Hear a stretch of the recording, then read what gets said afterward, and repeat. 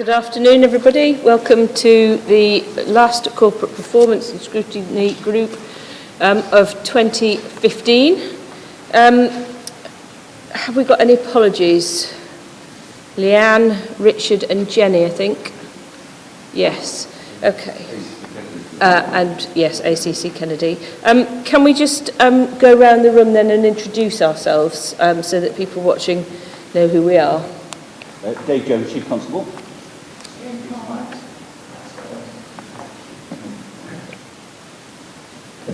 Dave Jones, Chief Constable. Jane Palmer, Chief Constable's Chief Finance Officer. Rosie Holmes, Head of HR and Training. Annette Canning, Senior HR Manager. Leander Dale, Leadership and Engagement Manager. Mike Stubbs, Chair of Police Federation. Will Naylor, Chief of Staff to the Police and Crime Commissioner. Joanna Carter, Chief Executive Officer. Maria Earls, Head of Organisation and Development. Michael Porter, Commissioner's Chief Finance Officer. Richard Anderson, Superintendent, Head of Partnerships. Lisa Winwood, Head of Beyond Local Policing. Tim Madrick, Deputy Chief Constable. Ken McIntosh, Assistant Chief Constable. Thank you very much. We've gone to the minutes of the previous meeting. I'll go through for accuracy, and if there are any points arising that are not covered in the agenda, could those people who or in the action plan just pick up on them as we go through them, please. So, anything on page 1? No. Page 2? Page 3? Page 4?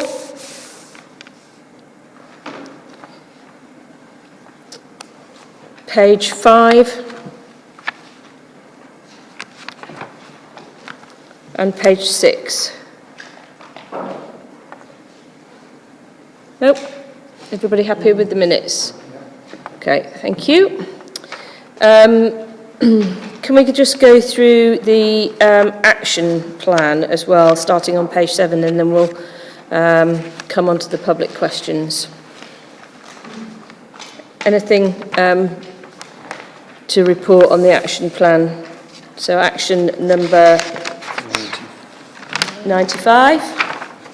No? Yes, Commissioner. I mean, the paper is still with Will Naylor in relation to one part of that report, but I'm committed to produce, or have produced, the Policing the Road strategy, which will have a cross-cutting strategy from enforcement in relation to regional and organised crime through to local enforcement of road traffic and road safety issues. So that will be coming through in January and approved, hopefully in January. Thank you. Do you want me to update on the safety camera van report? So there have been a couple of delays with that, but as you know, Commissioner recently filled a long-time vacant post in the office. So Sarah, who's now in post, is looking at as we speak today. We hope to have it by the end of the year. It'll be touch and go for that, so it's probably going to be January, but we'll wait and see. Okay, that's good because it is of considerable public interest. So I think perhaps maybe if we do it early January, that would be best. Yeah. Okay. Great. 112, Commissioner. I have addressed the issues. They weren't quite reported. There is representation, but I've asked to ensure it's regular representation at the MASH, and I have spoken to Michelle Carrington in relation to those issues, and she's assured me Health will attend the required meetings. So if there's any issue, I suggest that's closed for the time being. If there's any issues that are reported back through Nigel Costello, then I'll pick those up again. Okay, thank you very much. Don't think there's anything else on there, is there? I can give a brief update on 114. Yeah. We did discuss that at Regional Collaboration Board. The head of regional procurement had brought a discussion paper that was looking at putting resources in to enable us to achieve more from joint collaboration. and this was to accelerate renewal and review of contracts to see what we could share and deal with on a more effective basis. Because previously we'd asked them to make savings to their budget, and the conversation, the context was, is that false economy? Because actually if we'd put more activity into that, would that be better? The agreement was made that we would actually support the regional procurement team to actually start to look across a whole range of other commodity areas. And I think that is very much in line with the ongoing savings target nationally of 350 million that it seemed to be. If we work better together on joint procurement, we should be able to achieve more. So they've gone away to actually put that plan together and put a schedule of activity and what cost savings could be made.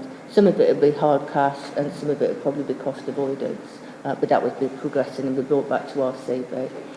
Okay, so North Yorkshire takes over the chair of the RCB from next year, so that's something that we can see through. Yeah, okay. And just one minor point, we probably want to just revisit our spelling on the update on 96. Yes, I did notice that. Okay, 115. ACC Kennedy has done that. And actually we used it at the Police and Crime Panel meeting, which is of course a public meeting as well. So that report will be on the Police and Crime Panel's website.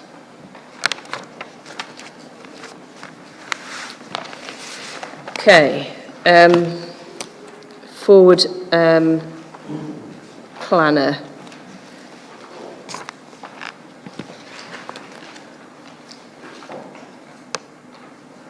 Does anybody have any comments on this?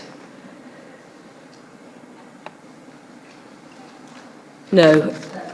Sorry, yeah, I think just to put the context for the 26th of January, we had got on there the financial review. Obviously, there's a lot of work ongoing for that. We've only recently got some information through, so we'll just need to see how detailed we can be in that budget preparation and discussion point.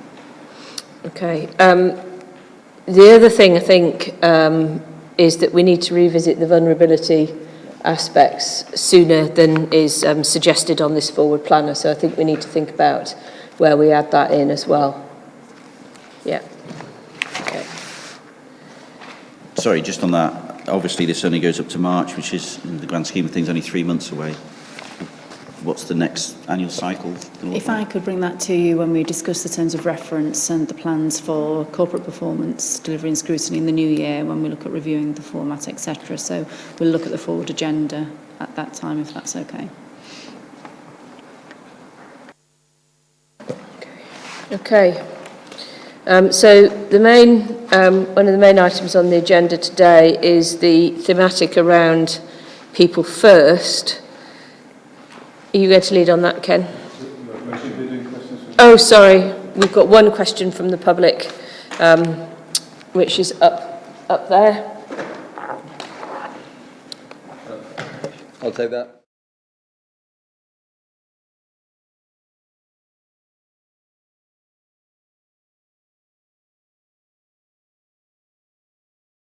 To any member of staff around the Code of Ethics. The Code of Ethics has been embedded across the organisation. Every person who starts in the organisation from day one is we talk about the Code of Ethics. A senior officer talks about the background behind the Code of Ethics and why it's so important to us. And actually, every day the Code of Ethics is used in our decision-making model and the sort of some of the difficult decisions we have to make. So there is no exemption. I think really, when we look at that question, no, why would we? That's what the police service is about. The Code of Ethics, it drives our performance and drives how we respond to incidents. Just obviously the manner in which we embed the Code of Ethics is subject to external scrutiny as well. I don't know if you just want to mention what that last external scrutiny looked like. Yeah, the Code of Ethics was subject to scrutiny by Her Majesty's Inspector Constabulary over the summer, and they looked at all aspects of how we've implemented it, and we're extremely satisfied with how it's been implemented in North Yorkshire. In fact, made favourable comment within the Her Majesty's Inspector Constabulary reports. So. Okay, that's good. Thank you very much. So now we go on to the item 5, People First.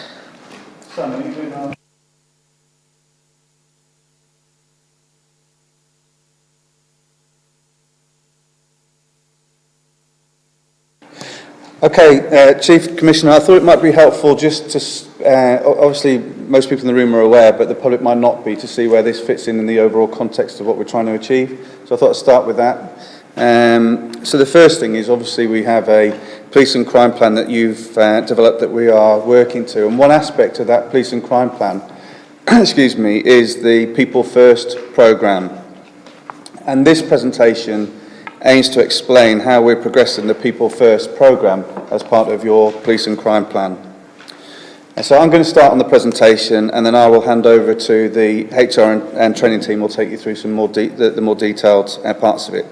And the overall aim that we're trying to achieve is as on the slide, which the public will be able to see as well. And I think that the short version of that I would say is what we're trying to aim and to create is an infrastructure and environment to help all our people thrive, whether they be police officers, police staff, or volunteers, and that's the general overall aim. But you can see on the slide, and as will the public. Okay, Simon, thank you. In the strategic context, I thought it'd be just useful to so we're just clear on the strategic context in which we're operating. Obviously, the austerity in an environment of austerity and affordability, even with the recent announcements by the Home Secretary and the Chancellor of Exchequer. And because we operate in this context, it makes the productivity and the well-being of our staff even more important to get right, even though you would always try and do that in any context. But given where we are at the moment, it makes it even more important now. And as part of our role of delivering an effective police service and your role to hold us account for doing that. We're aiming within this to meet the priorities of the police and crime plan, as I've suggested, and this presentation seeks to set out how we're doing that so you can be satisfied that we're delivering this aspect of your police and crime plan. Part of this is making the best use of our resources. I've mentioned the productivity, and obviously that's important, and to exploit new technologies. We've seen the new technologies being brought in the operational context, and we've heard about those before in this environment. And there's also new technologies brought in within the HR and training function, and we'll touch briefly on those during the course of the presentation. And all this is to support our overall aspiration to move from being a really good police service to being a great police service. Specific outcomes that we're trying to achieve are that communities are safer due to an effective use of policing resources to reflect the needs of the community, and to make sure communities are safer by having a productive policing workforce, and also communities feel safer by having an accessible and engaged policing workforce. So I'm now going to hand over to the training team to take you through the rest of the presentation. Thank you. So these are the core deliverables. There are 3 strands that we're working on, and these closely align to the people strategy that we've developed for the organisation. The strands from the top are valuing, managing and developing our people. And we're going to take you through some of the projects that we've actually worked on, and those have been approached in a manner where we're building a core infrastructure and making sure systems and processes are in place, that they're streamlined. We're then upskilling our managers to make them able to manage and move forward autonomously as they manage their teams, and then ultimately the delivery and the well-being of our workforce is key to this as well. So if we can go on to the next slide, please. Yeah. Right, I will talk you through what we're doing as one of the key strands, which is the value in our people strand. Under the wellbeing programme, I'm sure you'll remember that we initially did a survey back in November 2014, and the results of this survey identified the profile of our workforce into 3 categories, and they were thriving, hiving and surviving. Our thriving category reported at 75%, which is really positive, although organisations that are classed as high performing are 80% and above, so that's where the wellbeing programme is now looking to move us forward into that. The survey also contained a predictive element, which was able to highlight presenteeism in addition to absenteeism. And just to remind you, presenteeism is where individuals attend work but do not perform at their optimum level in relation to productivity. And so this is where now we're looking to move forward.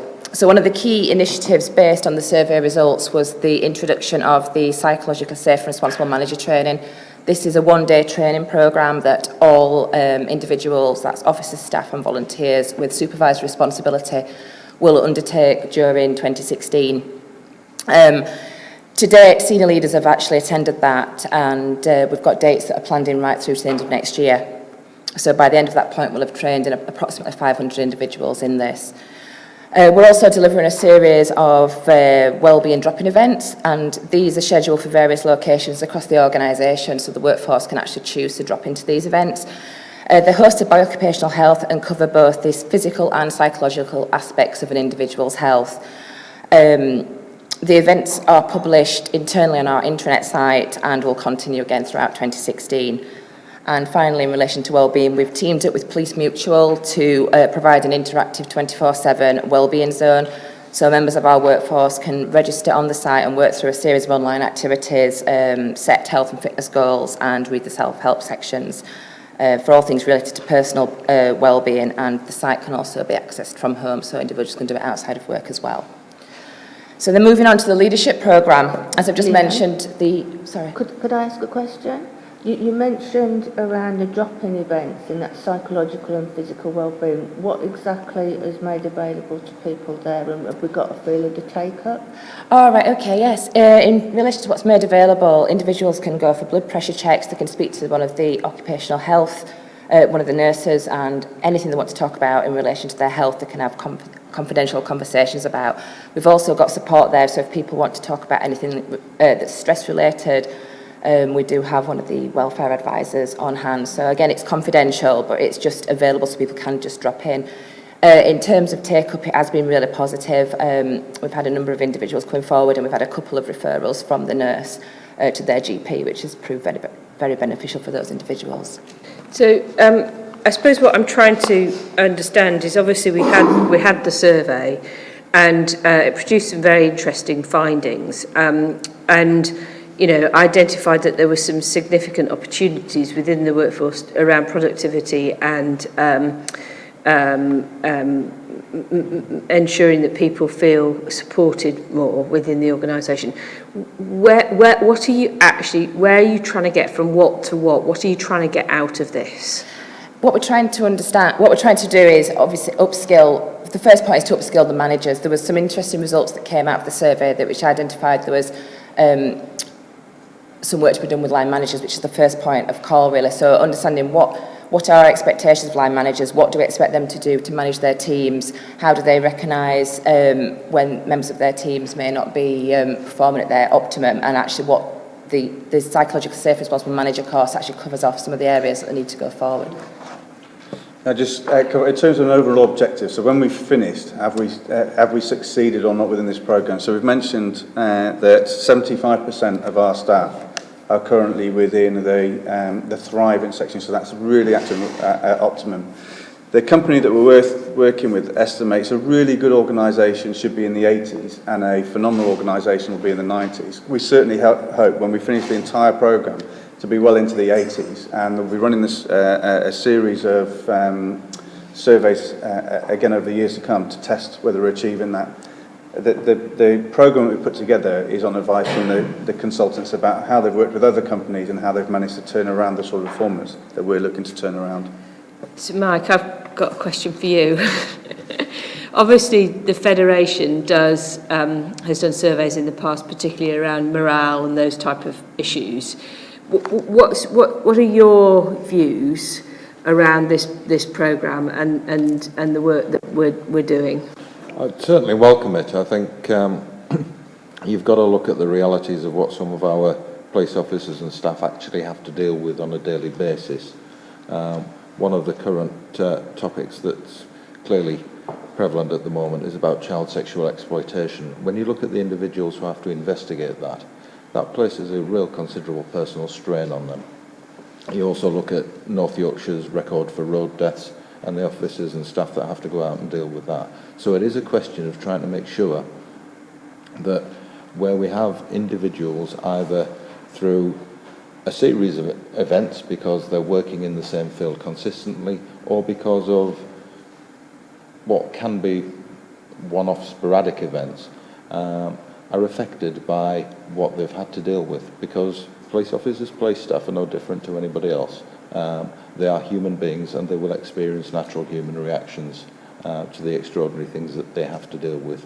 And I think it's about making sure that where it does impact on them, that the managers are effectively equipped to recognise that, and that then that the support is there when officers need it. The misconception, I think, that I've seen time and time again is that people will ask for help.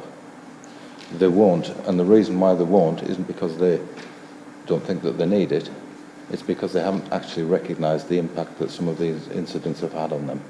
And it's about filling that gap, because I think there is a gap, and there has been for some time within the organisation, and that's partly what the survey's identified. There's a couple of things there. One is I think that the work programme, our understanding is the work programme is based on the best available research nationally. We've engaged with Dame Carol Black, who's seen as kind of a national guru around how you do wellbeing. Now, not all of this is philanthropic. We're a people organisation. We need to look after our people. We need to provide them with the right training, the right skills, the right environment for which they can thrive in. And this makes good business sense, because they're going to be in work providing a service to the public. There are areas, and I've been out personally with Paul Kennedy to speak to all the serious crime teams, and clearly the demand's being placed on them, and obviously the officers in the collision investigation unit. We've had conversations about how we kind of constantly challenge ourselves about how we can provide the best possible support to them. And I think the environment we're trying to create is for people to be able to come forward and actually say, I've got an issue. And we've got individual examples like Ed Simpson from the mental health perspective who's doing just that. So it's a journey again, isn't it, around making sure we provide the best service to our own staff, because ultimately they provide the service to the public. I just want to pick up something that Mike said, and also to pick up the point that the Chief Executive made, and draw those two things together. So, one of the things we know, and I was heavily influenced by some of the workshops that were run by the Federation way back in the spring, I think it was, where we looked at mental health, physical health, and financial health, and each one of those presentations from the various companies, what they indicated quite clearly is the more upstream you can get it, the more successful the outcome is for the individual. So the idea is early identification. So the reason we've gone for both the drop-in centres and the psychologically safe and responsible management course is to try and identify as early as possible if somebody's starting to feel some of these symptoms, because we know we can get the better outcome ultimately. And we're hoping through the psychologically safe and responsible manager course it will help our managers to be able to spot these things early. So in addition, the other bit we're doing with the occupational health is we're reviewing our current occupational health support to all critical groups. We had some feedback from the Chief Constable from his visits with ACC Kennedy around the serious crime teams about some of the vulnerabilities that they're feeling, and we've doubled the number of people in that area of work, and so we're looking to see how we can properly support them through their welfare to identify not only get upstream, but also if there should be a critical incident, they're able to get in as quickly as possible, because we're going to get the best outcome. So I thought that might just draw the two parts of the conversation together. I think the other important thing to note is, it's very much about the culture of the organisation, because you want people to come forward and feel confident in coming forward, because that's, if they feel confident in coming forward, they're more likely to, make their point early on, as opposed to leave it to the point when they're actually in real crisis. The other point I'd pick up, really, although Mike makes a very valid point around the seriousness of and the impact of those investigations, both on the roads and in relation to child sexual exploitation, is that it can be anyone in the organisation at any time. And there can be a series of factors, some of which appear quite minor to start with, but taken into a number of other factors can roll up. So I think it's the perfectly valid point, and because of the severity of what they deal with, but it could be anyone. And I think our responsibility as when you look at our values, and when you look at our responsibility for health and safety, and when you look at it's just the right thing to do, plus the fact, go back to the Chief's point, if we have a healthier workforce will provide a better service and a more caring service to the public as a result of all that. So I think those just to round those points up, I fully accept the point that there are certain people, just by the very nature of what they do, they're faced with it on a daily basis. Okay, so moving on to the work we're doing around the leadership programme. As we just talked about with the psychological safety and responsible manager, it provides development for managers in relation to wellbeing, but also covers off leadership development as well. And in addition to this, we're also introducing some training in relation to difficult conversations, and this will also be supported by further development for supervisors in relation to assessor training. The idea being that the three of these altogether will provide a full range of development opportunities for our supervisors in relation to managing themselves, their teams, and developing their staff. We also hold a series of leadership engagement.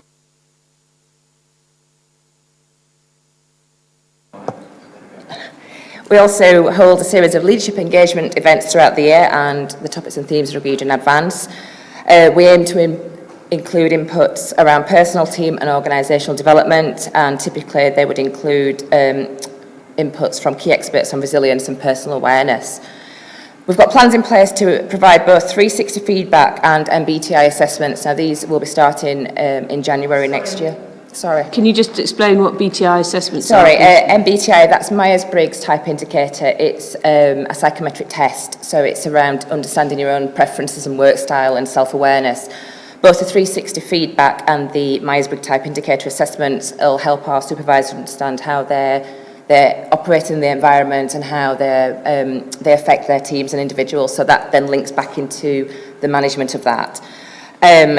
So as part of those initiatives, we'll also be providing some coaching for individuals so that when they get their personal results, they understand how best to utilise that in the workplace to develop themselves. We've also joined Yorkshire Accord this year. Yorkshire Accord is a not-for-profit organisation that develops coaches within organisations. So we've got a number of individuals that have gone forward for coaching training, and also some individuals that will be receiving coaching as a result of that. The idea is that we build a cohort of coaches within our organisation to help with performance. We're also taking part in an executive coaching pilot with York St John University as part of a PhD. We've agreed to this in principle, but the exact terms have yet to be confirmed with the two ACCs, the two Assistant Chief Constables. We're also looking at professional development and working in collaboration with York University as part of continual professional development options. And we're looking at what will be available to our workforce. So that work is progressing in January next year. And that will also... Can I just ask, so there's quite a lot of activity going on here around the sort of the leadership development. And obviously there's a significant investment in that. What are the key objectives that you're trying to deliver through those programmes? The key objectives through both programmes would be so that individuals that are in supervisory positions understand what their responsibilities are well equipped to deal with their teams and develop their teams, and also can demonstrate the behaviours that we would expect. And so that's part of what we're trying to develop here. And self-awareness is a key leadership development activity, which is why there's quite an emphasis on the 360 and the Myers-Briggs Type Indicator, leading then into the coaching so people understand how to actually utilise their results to best.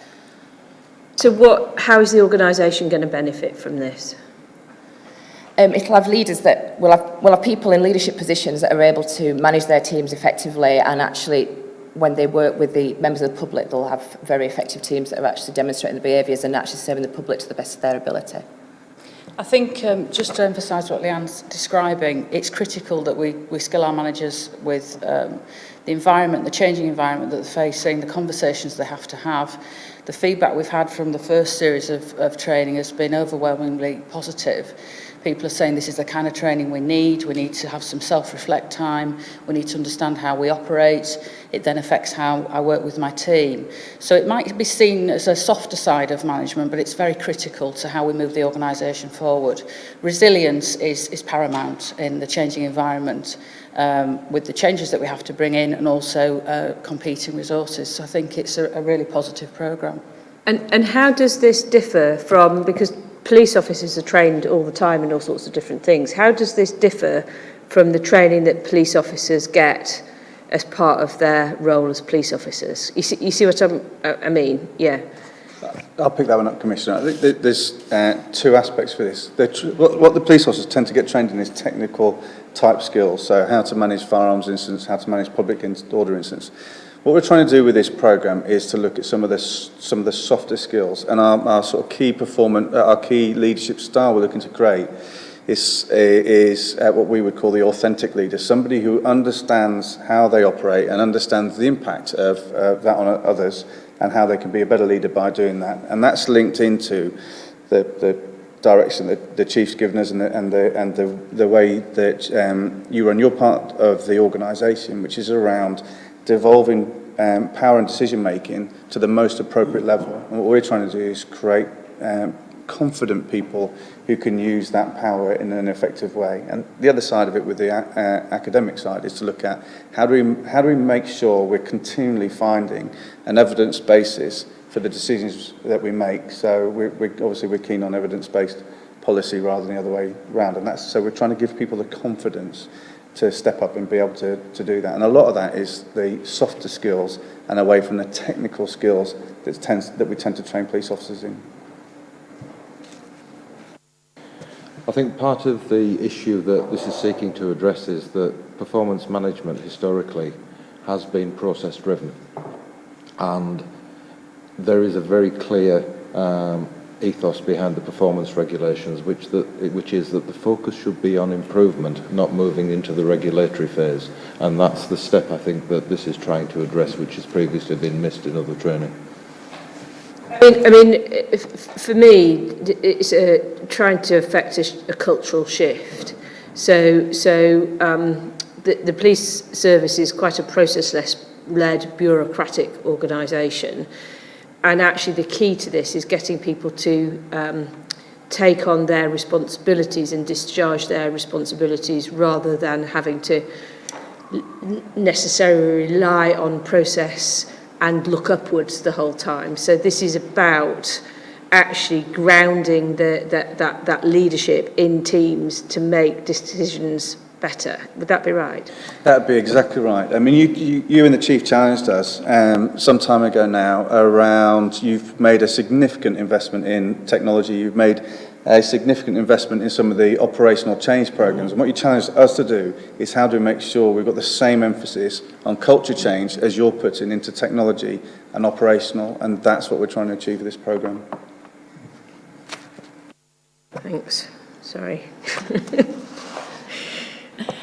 Okay, then moving on then, we've got an employee benefits scheme which is referred to as Upbeat, and this provides our workforce with access to special offers and discounts, and this is part of the value in our people element, whereby we try and give a little bit of something back to our workforce.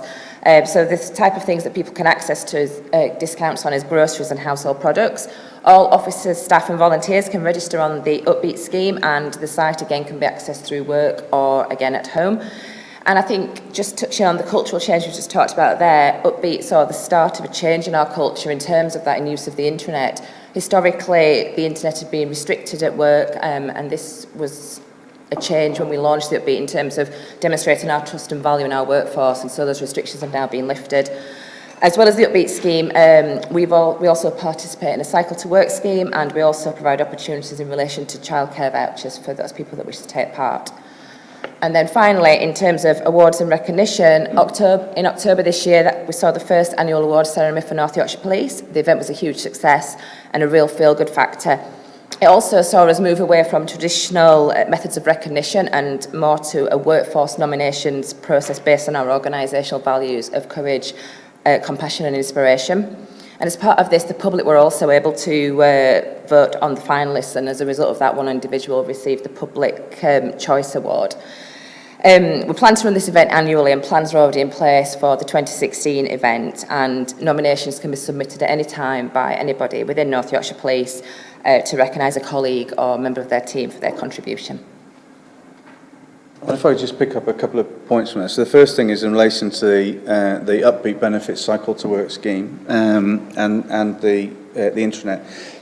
As part of our culture change programme, this was quite a significant challenge actually, because we as a policing service, we have to balance what the public would rightly expect us to protect and operate in an ethical environment, and also being able to allow individuals to exercise the fact that their life does not stop when they walk through our door.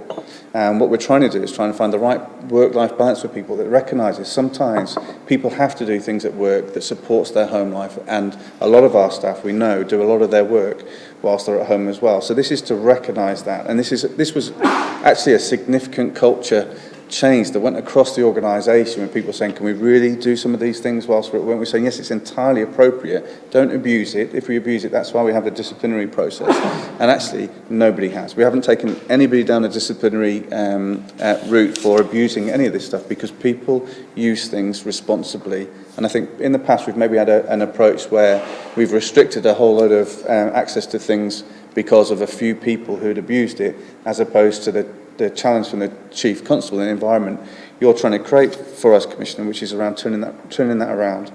The other thing around the awards and recognition, it was a hugely significant change to how we celebrate those in our work, those that do a phenomenal job for us, and also the communities who are participating in some of these things, because we not only did we recognise our own staff and volunteers, we also recognise members of the public who performed some outstanding acts of bravery in this case, and to further embed our core values of compassion, courage and inspiration. So we offered awards not just for courage, which is traditionally what we do within policing, but also on a broader range of inspiration and also on compassion. And of course, the overall award winner was an absolutely inspirational individual. So I just thought it would be important to focus on those points.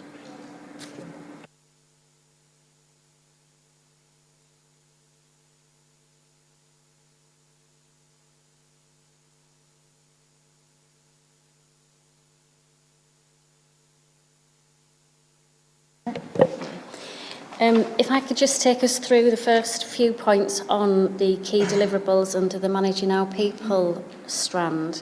If we can start with workforce planning. The basis of our workforce plan is driven predominantly by our financial plan. That is underpinned by the requirements of the affordability group and various other impacts around the changing landscape of policing. Sorry, can we so the affordability group is the group of people who are looking at the savings and the efficiencies that we can make in the organisation. Yeah, sorry, just because we just need to make sure that people understand what we're talking about. Yeah. Okay. In terms of how we manage that internally to make sure that we're delivering against our financial requirements, internally we have our strategic resourcing group, which meets on a monthly basis, and we check and balance in terms of our resourcing and workforce plan against our financial plan. So that means you've got the right number of people in the right places doing the right things. Yeah. Yeah. And going forward with the right skills. Yeah. Okay. Translating, thank you. Very briefly, in terms of Origin, the key driver for Origin, certainly through the last... Sorry, you're going to have to explain what Origin is to the public. You're about to, weren't you, Annette? Yeah.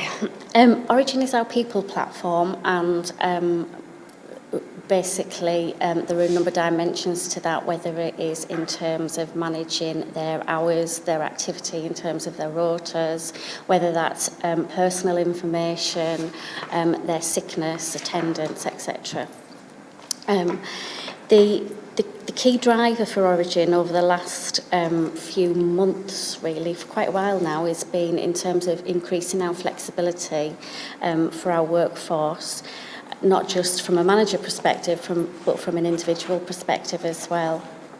So can I ask, what sort of things couldn't they do before, and what can they do now? I was just going to comment. Yeah, okay, sorry. Yeah, just to try to So on a practical level, what we know that individuals and managers can do now is, instead of having to complete a couple of forms to change their personal details, they can go straight on into self-service, and they can do that at source. Equally, if they're wanting to take any leave or book anything else, they can do that again at source rather than having to go via RMU, HR, etc. Could I just, and just back up what Annette's saying, because I'm the executive lead for Origin, and will become the national lead for Origin next year. Work with Leanne Constant, one of the colleagues from HR, closely on this, and the whole ethos is, and Annette's just mentioned it, the self-service, reducing bureaucracy. There were lots of checks and balances we had to put in place because we had paper-based records or other records we devised. There is far more responsibility on the individual now to look at their records, make sure they're up to date, far more responsibility for them to plan and think about their leave, think about the issues that go through their responsibility. The overtime is submitted and not endlessly checked, albeit obviously from a financial perspective there'll be checks ultimately, but the checking process that we put in there before has been removed. So it's a piece of technology that's in line with the HR strategy, but in line with our overall organisational strategy to be more efficient, to save time, and it was a plea from the officers as well. They felt at various levels there were more people checking various levels of this, and so an inspector could command an incident where someone's life was at threat, but if it had to authorise 4 hours overtime, it had to go through several stages to be authorised. So there's that part, but the other part I wanted to stress really from Origin's perspective, and Annette will kick me if I'm taking over your piece, but is the fact that we as a force have taken on what Staffordshire did in the past as a very good model for, so we knew it worked because we've been criticised in the past of taking on things which hasn't been tested in a police context. And then secondly, we've taken on elements of it that by the start of the new financial year will be the most complete package of things that any police service in the UK has. And there's a lot of services that use Origin. So there'll be other dimensions coming in place in line with the plan and the people strategy, which by the time we get into April 16 will put us in a really strong place, because all the sections that we want to have in there will be in there. And the feedback to Leanne Constant so far, bear in mind we've been running with this for over a month, is there's been an awful lot of positive feedback from users because it's a far more modern system, so it's aligned to something that people are familiar with, as opposed to our old HR system that, although it had strengths, it also had weaknesses in terms of how it felt a bit clunky to use. So I think the big thing for me is, as the strategic lead, is we're starting to deliver against the investment, and we should then start to see the ongoing reduction in bureaucracy and more responsibility, individual accountability for their own records. And so we've responded to the feedback the organisation's given us. And the final point for me is around the police professional framework. In a nutshell, this is modernising our role profiles and making sure that we fall in line nationally with other forces.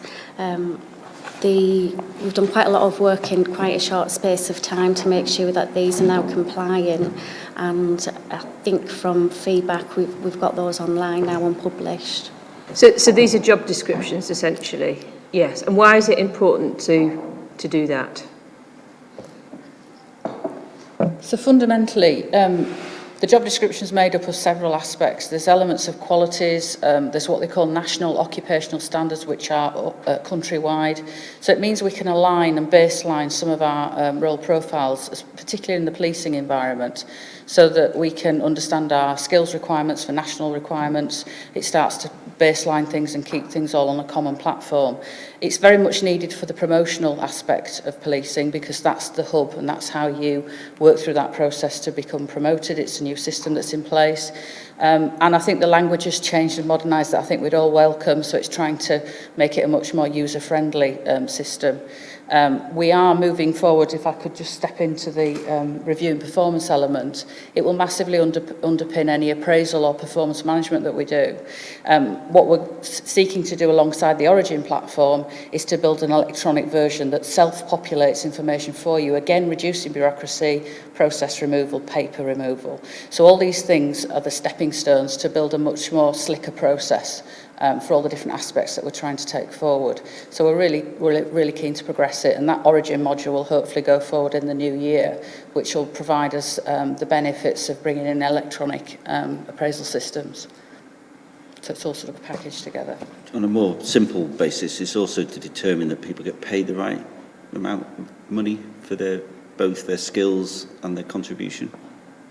Otherwise, if you didn't have such a framework, we wouldn't be clear as to what we were going out to advertise for. Yeah. And certainly, I think maybe Lisa might want to mention the skills-based work that's being looked at as well, because obviously we're entering into a completely new world for policing around what skill sets we're going to need in the future, particularly online, cyber, and that might not necessarily be police officer-based. I mean, briefly, there's a national piece of work in respect of the strategic threat and risk requirements nationally that looks at both police officer and police staff skills and sets out the criteria for national requirements and is trying to set, as has already been mentioned, a level playing field of the required skills for certain elements. So, for example, a family liaison officer that supports victims of murder and injured, killed people on the roads would have a set standard nationally so that those skills are set rather than individual forces having different levels. So it does feed into a whole national framework of skills and pay and staff and police officer terms. So to pick up on your point, Chief, there's also there's new skills that need to be brought into policing that align with some of the different types of crime that is happening in our communities. They might not necessarily be warranted roles, but those people need to have specific skills to allow them to investigate in a different way. Yeah, I mean, I think there's something around trying to bring in people with a pre-existing skill set that police officers, because of the way in which we've been recruited in the past and the way we've been trained in the past, we might not have. And actually, a quicker way of actually dealing with some of the threats that all police services are facing is to bring in people with those skill sets. And often the skills we require don't actually need the use of warranted police powers. So that gives us an opportunity to recruit members of support staff or even the use of volunteers. Just before we move on off this section, and whenever you're going to move off it, I think it'd be appropriate just to pay credit to Leanne Concert and Hilary Day, who've actually been involved in delivering the Origin programme right from the outset, and broadly speaking, on time, just about on to budget. But despite some of the technical issues that have been around from a supplier base, they've managed those well, and I think I say it's just another key building block we need to have in place to be the sort of organisation we want to be going into 2016 and 2017. So I pay credit to those two. Right, just moving on to Agile Working. Agile Working is a project that we've commenced, which sort of develops what we're already doing. So we do a lot of flexible working and mobile working, but we need to sort of ring fence that and create an environment where both managers and staff can optimise things that are available to them. Agile working is evidently not just about working at home or working mobile. It's very much about working practices, workspace, technology and culture. And it's a whole shift in thinking into the way I work, not just where I work. We've been able to engage some industry experts in this field so that we can sort of fast track ahead with some of the learning that they've already done in the private and public sector. And our core objectives in the first stage of this work is to create a business case and understand the argument in potentially cost and benefit terms, to develop a working strategy, an agile working strategy, and also to create a set of supporting toolkits that will be useful in the workplace that managers and staff can actually engage with. First stages at the moment are that we've conducted a survey, so we're very much in the consultation phase.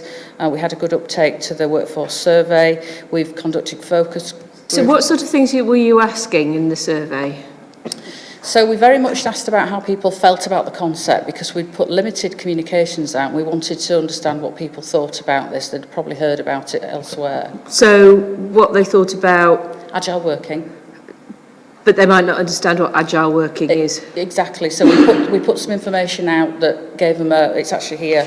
So we gave them a précis of the concepts and we asked them to read that but talk about their feelings about agile working, what they thought the barriers or the benefits could be for them personally.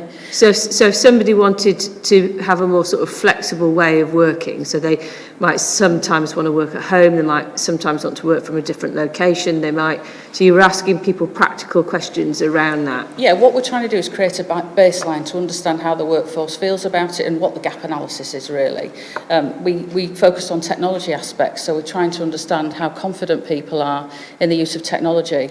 Would they be feeling that they wanted extensive training, or are they quite open to just using it because they use it at home? So we're trying to sort of test the environment that we're operating in so we can understand the work that we need to do. We talked a bit about how people would feel about different aspects of agile working, how they saw the benefits, and on a sort of a sliding scale, how the benefits would score up, what was most important to them. So we know with some of this information perhaps how we would prioritise activities. We understand potentially there is, I think, some need to promote the technological developments that we're doing in the organisation so that people know that things are coming and they get the confidence in the processes that are already in place. So I think it was a really good flavour of some people didn't like the idea at all. Some people talked about, in the focus groups, I love being with my team and I get on really well with my team. I like to come to work and I like to interrelate with people in the workplace. And that's a very important factor of losing that connectivity at work. So we need to think about that and how we'd work with that. Some people would really like that work-life balance. They know that they travel 3 hours a day, so they'd really welcome some form of opportunity to take up a different way of working. But I think it stems even further than that, and it's very much about how we objective set. So as managers, could we realistically say to somebody, you've got a task, you've got 2 days to do it. I'm not going to instruct you as to how you're going to do it. This is the criteria that I want you to adhere to. Please bring me that piece of work back. And it's about the freedoms of being really flexible with how your tasks work out as much as where they do it. So we've got a long way to go, but I think there's a varying layers of stepping stones that we could utilise and maximise if we bring in an implementation plan. So how does this, I can see you've talked a lot there around the individual and the impact on the individual, but on the organisation, how does that benefit the organisation? Ultimately, it's back to the wellbeing agenda, and it's about resilience as well. So thinking on the people aspects of it, there was a lot of commentary and feedback about how much better people would feel, how much energy they would have, ultimately more productivity from the workforce. Ultimately, it would assist us if we wanted to reconsider our estates. We could use our estates to maximum effect. We can think about different ways of sectioning out buildings and environments to make it freer for people to work. Joanna?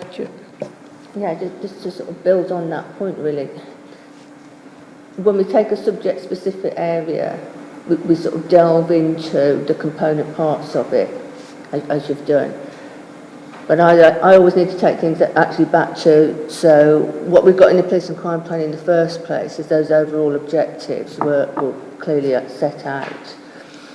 You mentioned the work of the affordability group. That has been looking at how we achieve that police and crime plan within the funding that we've got and within the need to make savings, which we know we still need to make, and what are the priorities.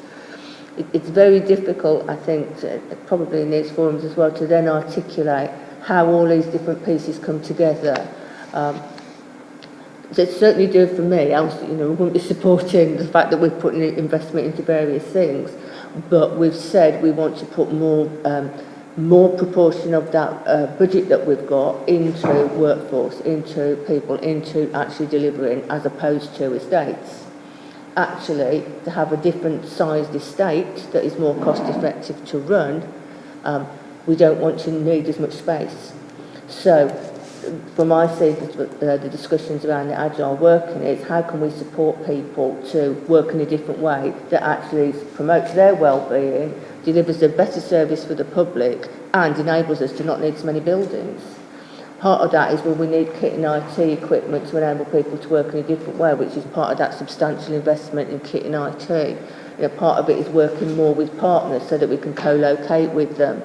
So there's a whole host of things that have probably come through your decision-making at executive board, that when you actually put them all in context, it really makes sense about how we're going to shift the ways of working. And a key part of that for me is those confident individuals that we've got and enabling them to work at the absolute best of their ability, be it that how they're feeling, how their well-being, they've got the kit and equipment to go. We've made it clear what we want them to do. We've not been hamstrung by this is what a certain person does or a certain role does. We're innovative enough to look at the different skill sets that are required and say, well, actually, it might not be an officer with that background who's doing that anymore. They could work part of a slightly different team or with people from the council or whatever it might be, to actually keep that focus on. So what are those priorities?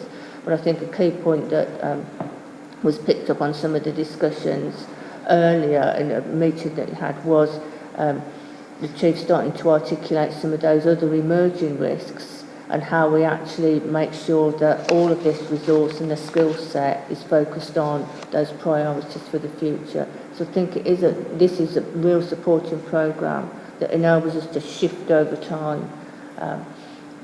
Got a really good workforce. We want them to be as peak, really, else they're not going to achieve what we need. I suppose I need to keep putting it back into that, what makes sense of it overall. Thanks. Do you want to write about all those wider contexts? And I hope I'm not stealing anyone's thunder, but one of the specific ones is recruitment as well. So as much as upskilling current staff and officers, the better, more attractive we make North Yorkshire Police, the better a pool of officers that will want to come and choose North Yorkshire Police. But things like diversity can be improved if you can recruit from further afield. So suddenly Leeds and Bradford and some of those places might become more achievable with things like flexible working and working from home and those things. So it's got some of those very specific things too that by doing this helps right now, it'll help in the future as well. So just to sum up the Agile, the sort of processes that we're going through at the moment are, as I say, the survey and the focus group. We've been doing quite a lot of work with our leaders so they can understand the concepts. We've had some inputs at Leadership Day and also at masterclasses. And the next stage is to then determine and see what how the business case shapes up, and then we can move forward to make some key decisions as we move forward into the new year. Right, moving on to developing our people. So I'm just going to touch briefly on these two items. The costed training plan is an important structure and system that we have in place now that really does what it says on the tin. It is a training plan, it is costed, it is complete document of the requirements of the organisation. We can chart the funding requirements, we can get clear commission from our workforce and its managers, and we can then plan effectively for the training throughout the year. At the moment, the current costed training plan is running at 79% complete, and what that means is that information has been provided, it's been ratified, so the commission's in about what training is needed, to whom it should be delivered, and it's either been delivered or it's commissioned to be delivered. So I'm very pleased and thank the team for the work they've done on that, because it's meant a lot of hard work and a lot of long hours to get that work through. Ultimately, it indicates a massive investment in developing in our workforce. We're looking at about £800,000 of spend this year.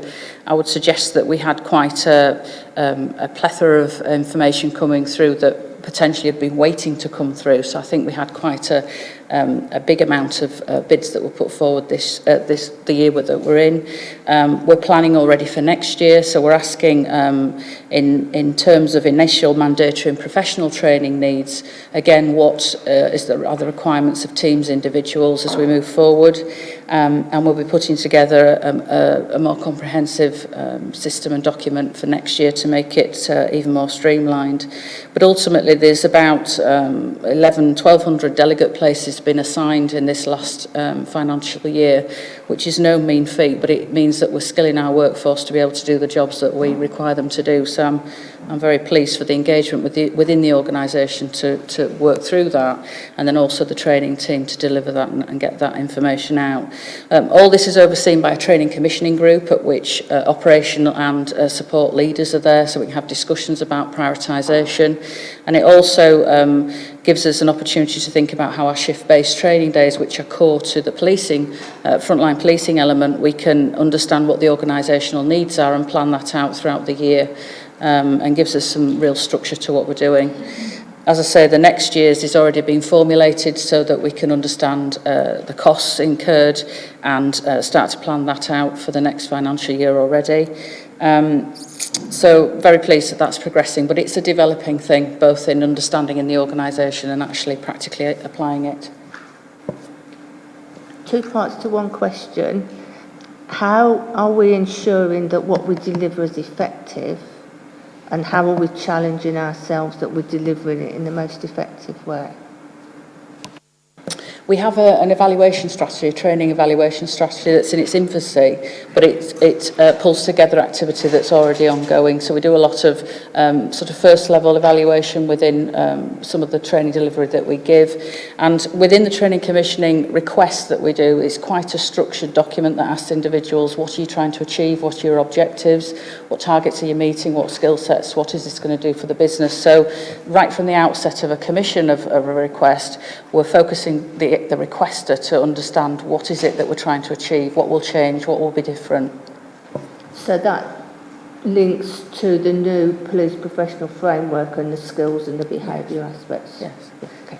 It's all interwoven with, I think, the work that Lisa was talking about with the national skills, and it's a big area of business that we need to coordinate. The other thing is there's an insatiable appetite by regulators, because every time we have a HMIC inspection, they talk about we require more training. And they also try and hint about what kind of training that we should be delivering. So there's a real tension at the moment, certainly in one particular area around domestic abuse, where people have tried to go down the line of having online training, which the rest of the world have done. Yet the regulator's saying you need one-to-one training. And I suppose some of the challenge is, it's a bit like Joanna's point around, it's not only around whether or not we can accredit the training, but is it the right form of training in order to deliver the objective in the first place? And as you know, my previous conversations around some of the training we've delivered in the past and the length of time and the purpose and more NASA space pen than pencil. You're comfortable that we're now in a position through the costed training programme that I can stand over and report back to the Commissioner that the key elements of training required to deliver the police crime plan are actually built into that costed training programme going forward? Yeah, I'll pick that one up. There's probably 3 strands to our strategic direction in relation to the training. One is that absolutely essential is that we have the operational voice as to what they need and how we deal with that. And the 3 priorities from the operations at the moment. One is that we need to improve our standards in relation to investigations and file quality as a strand to make sure we get the best outcomes, do the best investigation, put the best file together, which is going to give us the best outcome at court. So that's the first area, and we're training everybody in that annually as our first shift training day. The second one is in relation to the operational arm of the organisation have told us they need is in relation to vulnerability and safeguarding.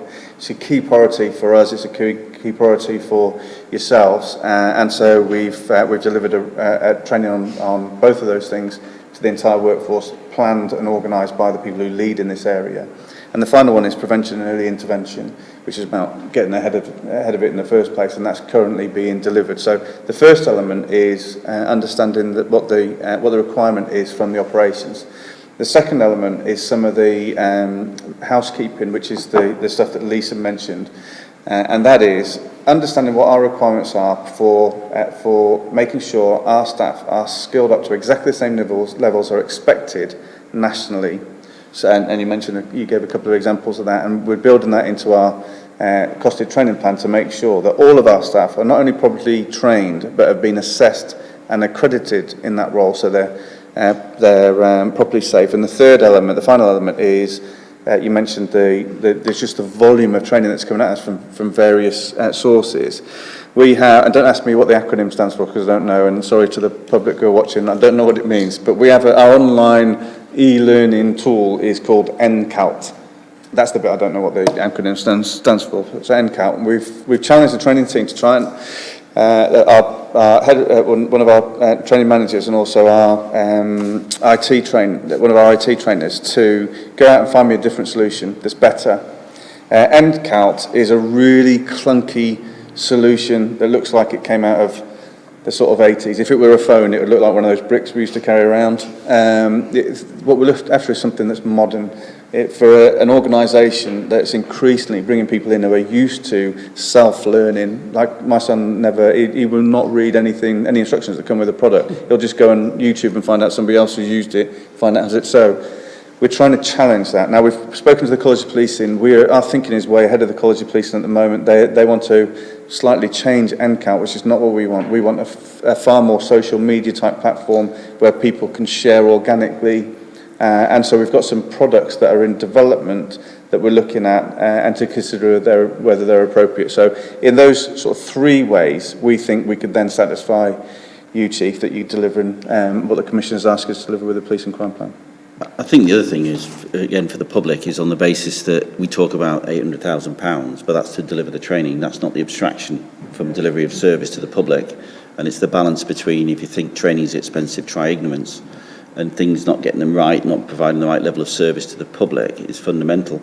We have identified in other areas around neighbourhood policing, for example, around making sure that all our staff in those areas and PCSOs would get a certain level of training. So the public might have to bear with us a bit while we upskill some of our people. They'll provide a better service, but they might not be there. We're not like the military.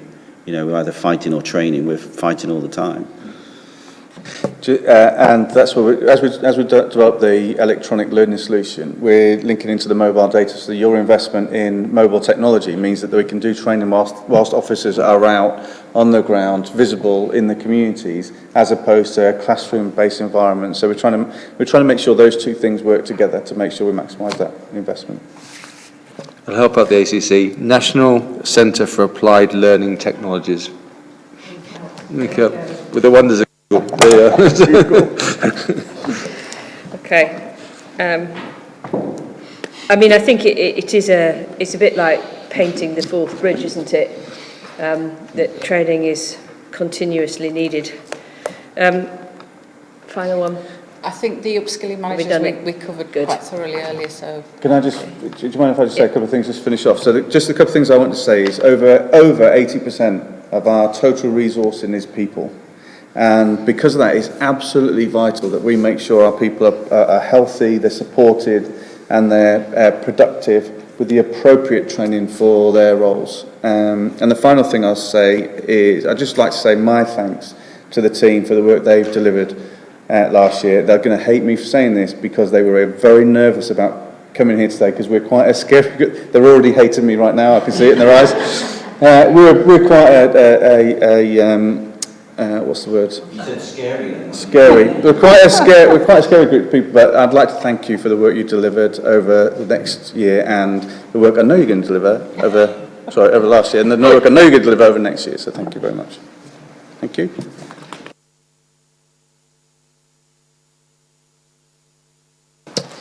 Thank you very much. Thanks. Maria, affordability. Thank you. I prepared the initial update for affordability prior to the Home Office issuing their information to us last week. So Michael's prepared a report in order to translate what that means to us at a local level in a bit more detail. So I'm going to hand over to Michael for him to provide that update. Thanks. I think it still is early days, isn't it? Yeah. Yeah.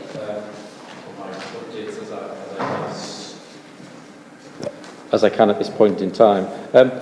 I think just before I get into that, I think it's useful to just build on the last part in relation to the people first priority. And I think organisations have become very, very good at assessing investments in IT and investments in estates.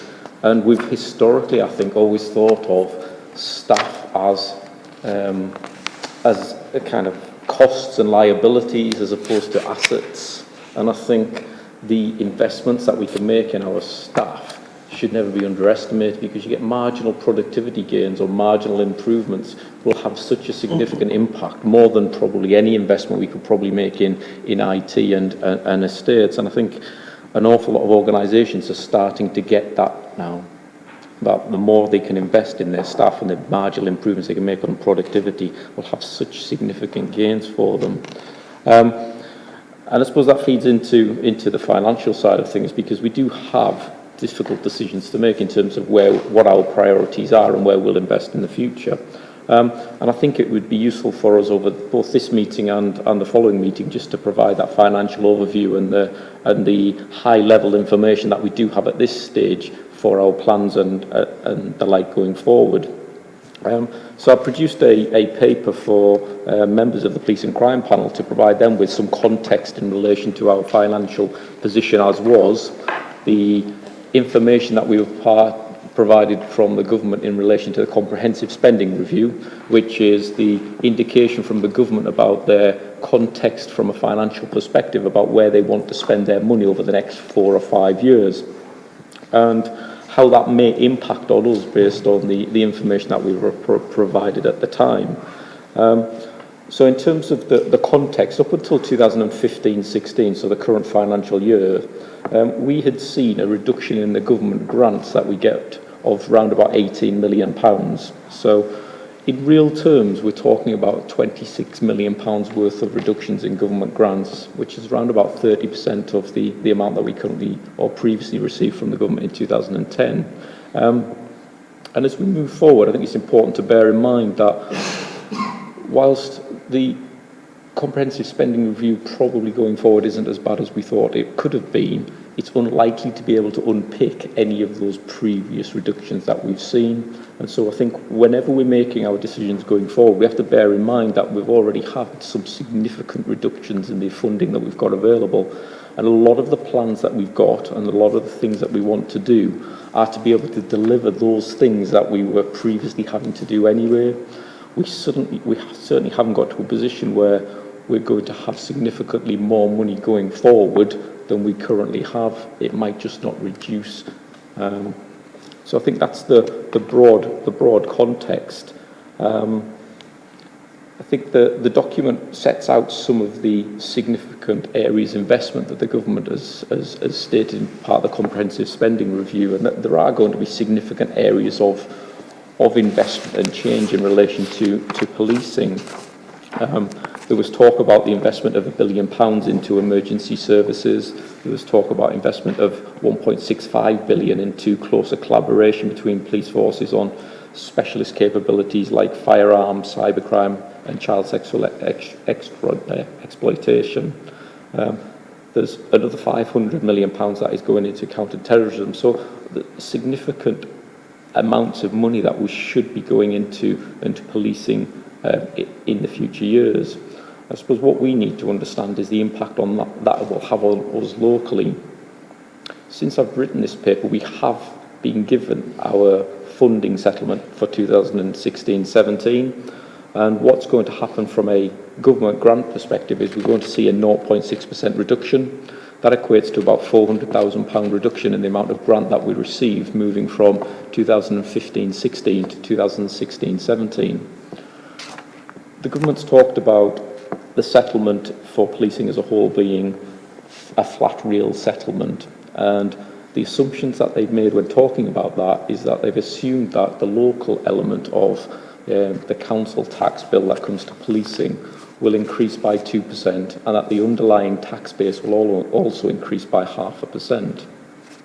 Those assumptions, when put together with the 0.6% reduction in the government grant, should enable every police force in the country or every PCC to have slightly more cash available to them in 2016-17 than they have in 2015-16, providing both of those things come true. Police and Crime Commissioners put up their precept by 2% and their underlying tax base increases by 0.5%. Here in North Yorkshire, we're less dependent on government grant as we get more of our funding from the local council taxpayers. And what we're seeing this year, moving into 16-17, is that our underlying tax base has increased by about 1.4%, so it's a significant increase. As a result of that, if we were to choose to put our precept up by 2%, that underlying tax base and our 0.6% reduction in the government grant would see us have around £1.8 million more next year than we do in 2015-16. So it's broadly good news in that respect. There are some unavoidable pressures for us moving into next year. So pay awards have been running at 1%, so we need to take those into account in our planning assumptions. whilst underlying inflation is relatively low across the sector, there are elements of inflation that we do have to pick up in terms of our financial planning. And the biggest cost to us next year in terms of things that are unavoidable are the change to the way that national insurance contribution is going to be made from an employer's perspective. That will increase our pay bill by around 2%. So we do still have pressures. Yes, we'll have a little bit more money, but we still have pressures that we'll need to deal with. We'll still have savings that we'll need to make, just to stand still as an organisation. And I think that will be a recurring theme across the next 3 or 4 years. We're still assessing the information. We're still trying to understand the impact for us moving forward. But we should be in a better position come January as we move into discussions and decisions and proposals around precept and the budget setting process in February to provide more detail. But hopefully that's an overview of where we are in financial terms. Thanks. Will, have you got... No, I just want to mention the precept consultation. Do you want to just... Yeah. So we're just putting the finishing touches in the office to the precept consultation, which hopefully will go live tomorrow, if not a couple of days. It's unfortunate to be over Christmas, but we can only do it so quickly after we get announcements from the government, and we have a time by January you have to have made the decision whether to freeze it or put it up. So the consultation will hopefully open very soon, next day or two, and run to the 12th of January. So we're doing paper leaflets and online survey, and we'll keep collecting that information until the 12th of January, in which case by then we'll have had hopefully a good feedback from the public as to what they feel, and obviously that will come back to you for a decision. So where do people go to see it then? So it'll be hopefully in local libraries soon, but on our website. So if you Google Julia Mulligan and get to the website, it'll be on there as well. So there's an online survey. I think it'll take all of a minute to complete, and hopefully the press will publish it, and so it'll be in newspapers for people to see and things like that as well. But our website's the main hub. Thanks. Has anybody got any questions around the finances? Nope. Nope. Okay. Can I just link that back then to the affordability plan, because I think it does have significant implications. So in the new year, once we've sort of understood the settlement that we've got, there are still elements of the funding that we don't know about. So the Ministry of Justice, for example, hasn't given us our settlement yet, and we get money directly for victims from the Ministry of Justice. So we are still awaiting information from central government around the exact level of funding that we get. There is then going to be a process by which we look at the affordability plan that we've got, and we will then come back with a view on that and look at the implications towards the end of January. As you said, there's a number of other sources that we need information from before we can confirm the scenario planning that we've been developing over the recent weeks and months. That'll be refined and worked through during the new year to bring something back to the meetings in January, at the end of January. Okay, thanks. Tim, have you? Just a quick point. I mean, it's not about our budget, but about our partners' budgets. I think the thing that we'll do through the Partnership Hub is, as they work out the implications for various partners, we'll look at what that means, because we're aware of the local authorities particularly having further reductions. So we're very aware of the demand that can place on the emergency services and the police. And then, of course, we've got public health, who've got an NCSR reduction as well. So we'll try and pick that up and report back once we know what their budgets are and where they're going to find those budgetary savings. I think it's likely that, we're certainly seeing it already, that local authorities in particular are going to be stretched, and we need to think about the implications for that and some of the funding that we share between us. Okay. So, unless anybody's got anything else on that? No? Okay, right. So we'll go on to number 8, which is is Lisa, it's over to you. Thank you. This is for the reporting period from the 1st of April to the 30th of November. Notably, and through the exceptions, North Yorkshire Police has the lowest crime per 1,000 population in England, based on a 12-month rolling position in the current year. Most crime types remain within tolerance. There are some exceptions, and I'll talk through very briefly what some of the operations are in respect of those areas that are causing us concerns in respect of trends. Antisocial behaviour is actually down 6% on last year. We are within tolerance in respect of the trends for antisocial behaviour, and just in respect of that, on the lead up to Christmas and school holidays, there are specific operations that run within all of the local policing areas to go into schools and then work with young people during the holiday period. In terms of killed and seriously injured casualties on the roads, again there's a reduction against previous year's performance, and our satisfaction levels remain high, and public confidence remains high in line with our MSF. So just in respect of some of those exceptions and trends that are reported within our monthly performance meetings and through our tactical processes. So just to explain what that means on a monthly basis, all of our commanders do get together with ACC Kennedy, and there are detailed analysis of each of the crime trends, and those areas where there are concerns both locally and at a force level are specifically looked at. Problem profiles are produced, so that means analysis takes place of exactly what those crime types are, the impact it's having on specific areas of our communities, and then details around how we can prevent some of that activity, how we might want to tackle through enforcement some of that activity to bring those crime levels down.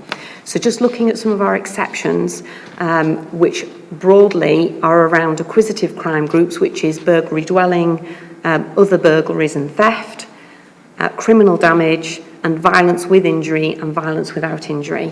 So just briefly in respect of those areas, in respect of burglary, you'll have remembered that last month there was some discussion around a burglary problem that had been identified predominantly in the Harrogate area. A lot of work has taken place with proactive resources, again, detailed analysis of crime hotspots, targeted individuals that we're aware of, work alongside a lot of our neighbouring forces that have seen an increase in these crime types, and us working alongside those forces in cross-border and rural operations. And there have been a number of significant arrests in respect of those individuals, and we have indeed seen that crime trend stop, and we're back down to our normal tolerance levels for burglary as a force for this time of year. I'd just like to say that, I mean, there has been some really good work done there to deal with that issue, because it was a significant issue, and I think we've seen a combination of, you know, good policing, but some of the investment in some of the technology that we've made starting to pay off on exactly the type of thing it was designed to do. Sorry, Lisa, you probably won't like me for asking this question. I think they probably want to know, what do we mean by tolerance levels? Okay, I probably need Stephen Murray here to give you the technical answer of what a tolerance level is in the performance world. But over the years, crime trends, so what would be normal? And it's a very difficult concept because we would obviously prefer there to be no victims of crime.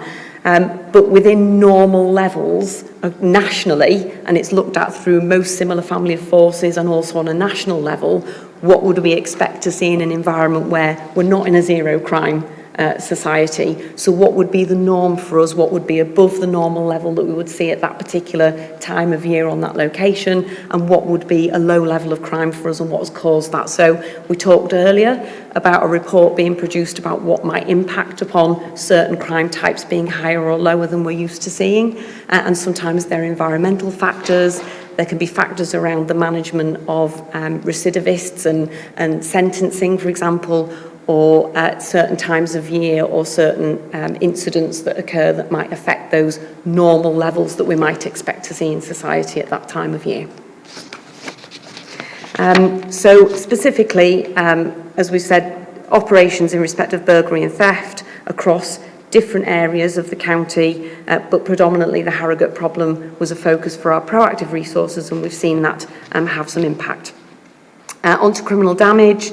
A difficult crime type because when we look at the analysis of this, it's very sporadic often. There are no specific patterns that you see, as there are different types of criminal damage. So it's not a case of an organised crime element where you can target a specific group of people.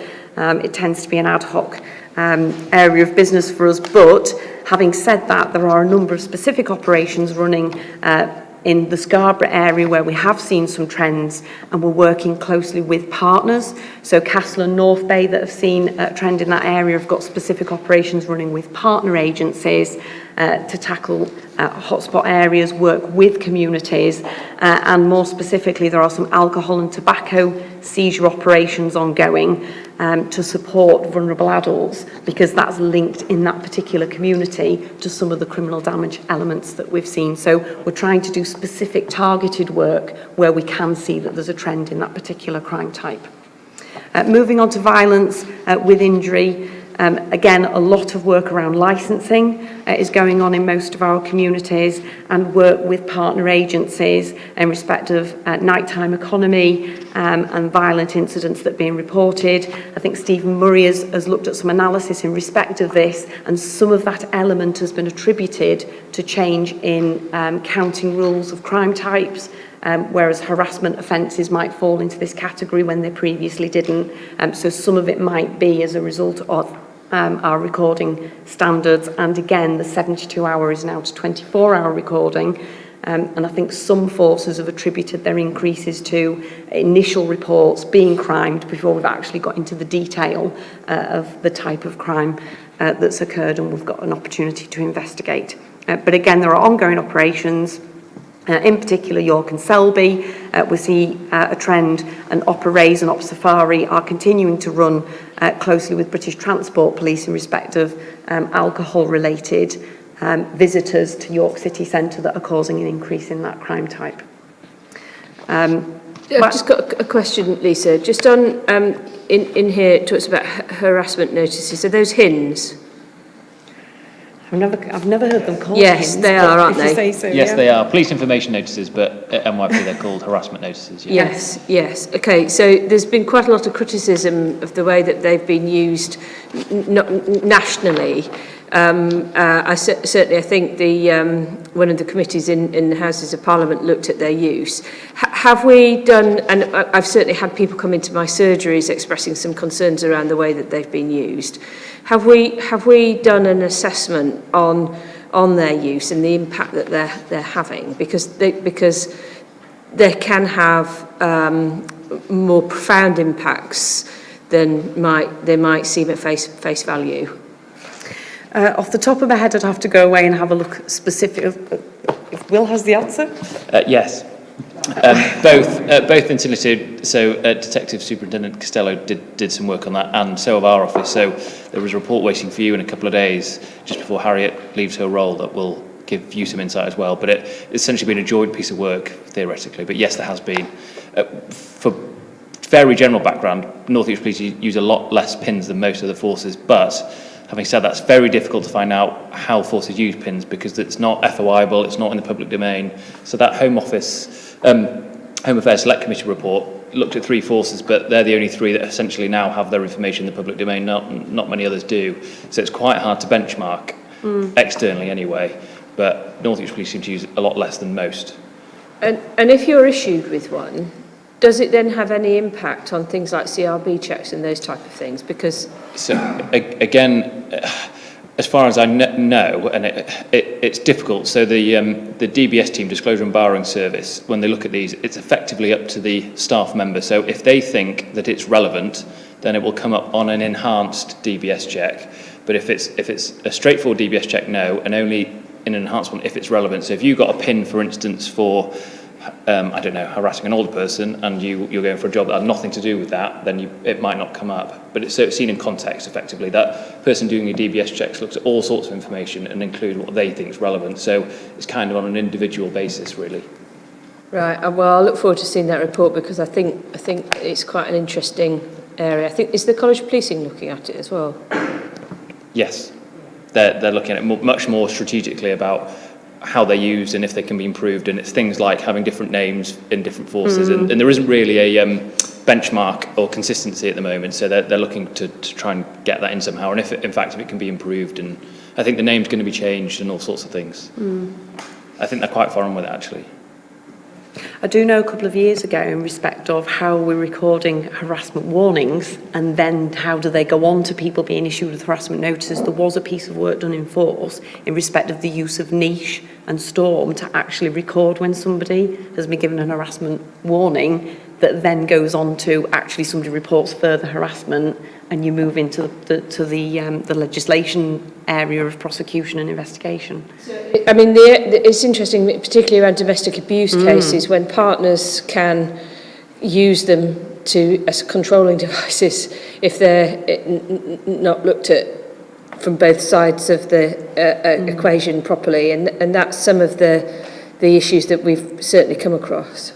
Would I be right in saying that we don't really have an information base of people who might be victims of the people who've then got the notices? I think if the niche system is used correctly, it should be the whole story within the niche record of somebody makes an allegation of harassment against another individual. We should, best practice, visit that individual rather than just take it at face value that that incident has occurred. So there should be the requisite information of if that person is saying this is a false report, I've been victimised, or there are counter allegations of harassment, that should be recorded. So technically it should be as robust a report of antisocial behaviour or crime? It should be. Okay. Sorry, Tim, then Will. It just throws up another point because I've sat down with the head of professional standards to look at complaints we get linked to harassment. Sometimes it can be a very difficult position for an officer to take because more often than not you allude to situations where there are relationships where you get completely divergent reports. Sometimes someone's very proactive with a report and you get a reaction to that. You can find you get 2 reports within an hour when someone knows the first report's gone in.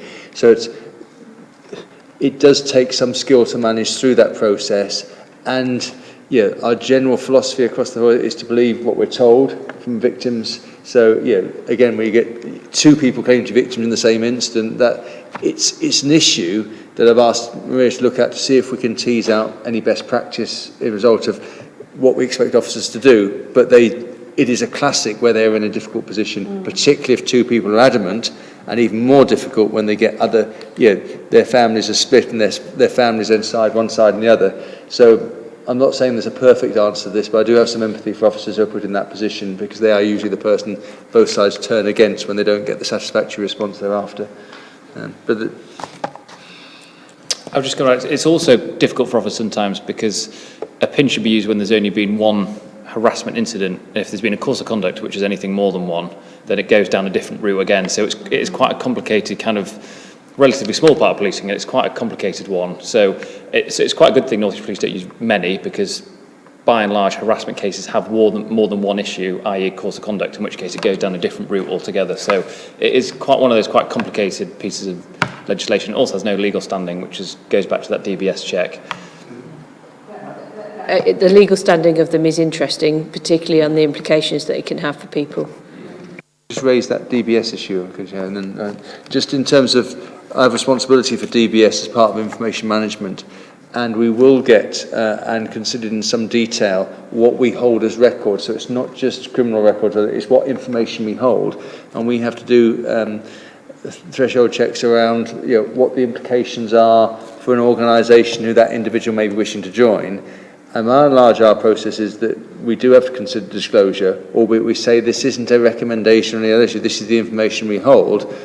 Of course, we do have to counterbalance that with, in certain situations, what's the validity, authenticity of that information in the first place, and has it been verified with some other information that gives it a bit more strength. But it is quite a difficult one. Actually, it's not easy, and again, they go to some lengths to try and make sure they do those checks across different records.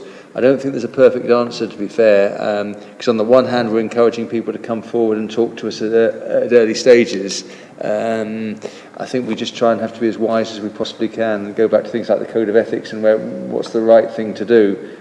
We do disclose a lot of information, particularly, for example, care homes, other issues. You allude to some issue if it was with an elderly relative. Clearly, that might tip it in the balance of disclosure because the care home would want to know if they were going to employ someone who'd had a harassment notice of him. I just want to cover a similar point, and it's either the deputy or I that consider if we're going to disclose something. So it's the threshold is pretty high. It's not for somebody within our DBS service to make that decision. So the threshold is it comes to either the deputy or myself. And in considering whether we are going to disclose, we have to consider whether the information is both suitably recent and also relevant. So we'll give an example of something that wouldn't be relevant. So we have to consider the relevancy of it. Having considered the relevancy of it, we have to consider whether the disclosure has a policing purpose, because in effect, by disclosing, we're interfering with somebody's Article 8 rights, their right to privacy. So we have to consider very carefully what is the policing purpose for disclosure. Having considered all of those things, we then have to consider, is it necessary to disclose in order to achieve that policing purpose? And if we've satisfied ourselves it is, then we have to identify whether it's proportionate to do so, given the impact on that individual and victims and that potential future victims, etc. And then finally, after we've done all that and decided, then we decide on the appropriate wording that should be limited to achieving that purpose. So it's quite a high threshold to get it, and it actually comes to either the Deputy Chief Constable or I to make that decision. Sorry, you're absolutely right. And I didn't mean to say it was not a difficult high-level decision. What I meant was it's an individual decision, not as a hard and fast rule about they should or shouldn't be included in reports. It is a decision on its merits each time, basically. And just to add to the mix, if people don't actually like their decision, then they appeal to me. So. Okay, all right. Lisa, do you want to crack on? We've got just... Yeah. Very finally, just the final area of exception from the report was about violence without injury. Again, the same issues. Our performance experts nationally would say that there are strong links to improved recording practices in respect of this. However, we do still carry out detailed analysis on a monthly basis, and those areas where there are specific issues we can see are local community issues, we're working with communities, with partners on predominantly licensing initiatives, dispersal powers are being used, and working alongside our partnership agencies to deal with the factors that are causing that violence without injury. Commissioner, can I make one very brief point? Lisa briefly referred to the reduction in casualties on our roads. Since the last performance meeting, staff in North Yorkshire Police have been recognised twice, as you know, in the Prince Michael International Road Safety Awards, and I think the quality of their work and their commitment is reflected in the fact that, not just the investment in technology and the investment you've made across safety camera vans and the like, but the quality of their work was recognised against by an international panel, and I think that's a very good indicator of the quality of what's been done in helping reduce the road casualties across North Yorkshire in the last year. Sorry, Chair, can I just say something as well? We mentioned the safety camera van report right at the beginning of the meeting, but I didn't explain what it was, or for people who don't know. So it's the first time we've done one, but it will be as transparent as possible report on what the safety camera vans do, where they go, how long they're there for, how many people are being violating, different offences. So it should be a sort of as transparent as possible sort of overview of the safety camera vans, so the public can see the good they do on the roads and the lives they save. And I think we welcome that, and we just remind the public who are listening or watching that we do actually report every week where they're going to be. The other issue is it's interesting nationally at the moment when you look at the government's views in relation to distraction and the use of mobile phones and where that might take us, because it's one of the fatal four is distraction, and I think it is significant that we don't think we've made the inroads nationally into that particular style of offending on the roads. We do have the capability and capacity, because of the investment we made in our road safety camera vans, to actually enforce that. And I know that just under 500 offences have been enforced in relation to that. So it's, not every force in the country has that capability, particularly if they've had fixed cameras, because they just do speed as opposed to other offences. This might sound like an odd question, but obviously we've had very unseasonably mild weather. Does that we've had discussions around the effect of weather and crime before. Is that something that, are you notice anything along those lines? There's actually some research done by GMP, Peter Langley-Jones, I think, who's one of the national gurus around this sort of thing, and there's an optimum temperature by which people tend to break the law. I don't think we're anywhere near that temperature at the moment, but It's 14 degrees. But the seasonable weather does have an impact because you see our antisocial behaviour figures are they are very good at the moment, but actually you can see there's more in the month of December than we've traditionally had because cold weather tends to keep people indoors. So there is, and there's some science behind it all. I suppose the other thing is that it does actually play out compared to other forces as well, because some forces' performance is very seasonally adjusted. So for the likes of ourselves and Devon and Cornwall, we get millions of tourists every year. If the weather's good, people, you don't see the difference as much probably. But yeah, I can't remember what the optimum temperature is, but I don't think it's 14 degrees. But what we did see a couple of years ago, when we get extreme weather, particularly in North Yorkshire, then crime and social behaviour does fall quite markedly because of the difficulty in the using the road networks. I mean, not that we want extreme weather conditions, but certainly 3-4 years ago when we had particularly cold winters, we had very low months, and it was noticeable when we were comparing year on year. I suppose it puts into context how we should compare figures over a longer period of time and look for those indicators, because suddenly you had this very, very low month in December and January, and then of course the next year it looked like it was a crime increase, whereas opposed to really over a midpoint over a series of years, it skewed the reporting. There was a report out in the last couple of days around alcohol-related crimes and the increase due to it's warmer weather, so we probably just need to get that bit of evidence updated again through GMP and see what the real effect is. sorry, there's a danger sometimes that because the figures are going in the right direction, we don't ask the right questions. So antisocial behaviour appears to be really good news. I suppose the issue for me is, bearing in mind the community safety hubs that we're doing and multi-agency working, I was just going to ask Richard really, are we going to be able to it's a bit like a control experiment, isn't it? So we've had the York Hub for a while, we've had Scarborough, we're looking at Selby, but actually other areas that don't have those are actually demonstrating a bigger percentage fall, and it's dangerous using the percentages and year-on-year comparisons. But can we just make sure we pick up that we can evidence that way of working is actually producing the results that we want? Yeah, it's timely, sir, because at the moment we're doing some work with Selby District Council and North Yorkshire County Council on a framework that would hopefully demonstrate that, not only for Selby but for the rest of the county, and meetings will take place earlier in January regarding that. That's one of the key objectives that we're trying to achieve.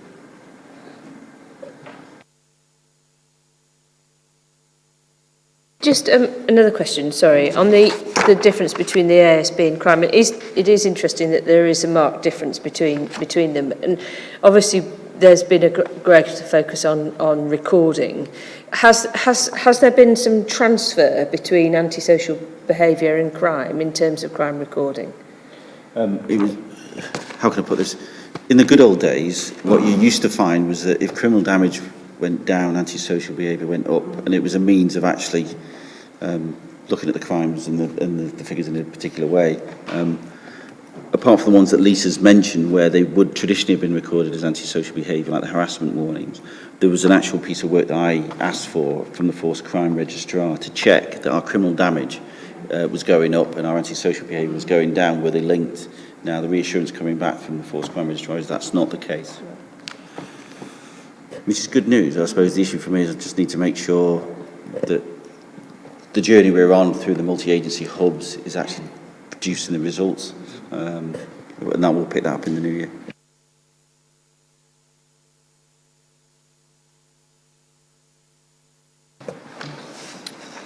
So we're on to the delivery strands. We do need to be out of this room by 3:30. So can we just, can you just report back, please, on your individual areas and if there is anything that you want to update us on by way of exception? So 10A. Yeah, there are no exceptions on priority 3. QB. neither of them are here, so...